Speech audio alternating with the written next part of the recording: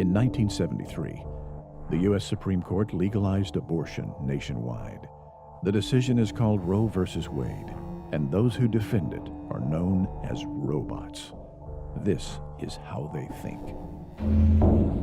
Why should a woman who became pregnant from rape be forced to have the baby? Again, I've made this point a million times before. When a woman is pregnant, she is going to have the baby. The only thing to be determined is whether she's going to have a dead baby or a live baby. And that does not change regardless of how she got pregnant.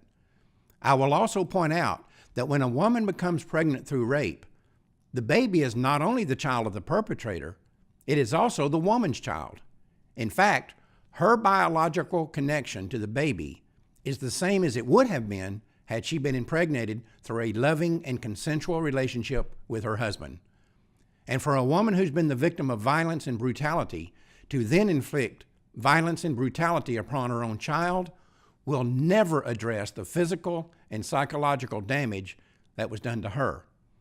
This may explain why it is not unusual for rape victims who aborted their children to say they have come to peace with having been the victim of someone else's violence, but cannot accept the violence that they inflicted on their own babies. On the other hand, it is unheard of for rape victims who did not have abortions to later say they wish they had.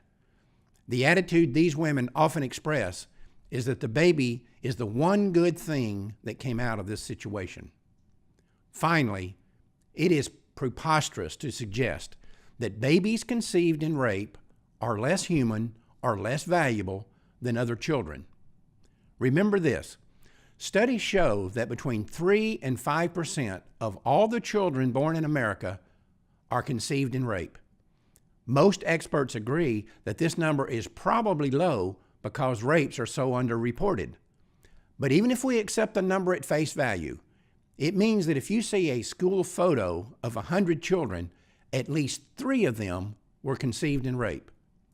What I want someone to tell me is, what distinguishing features do those children have that separates them from the rest of the group?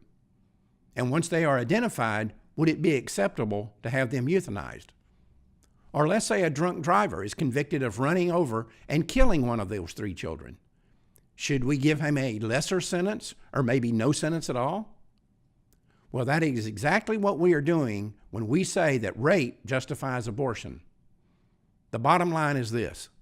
The abortion lobby's own data show that a tiny fraction of their customers are pregnant through rape.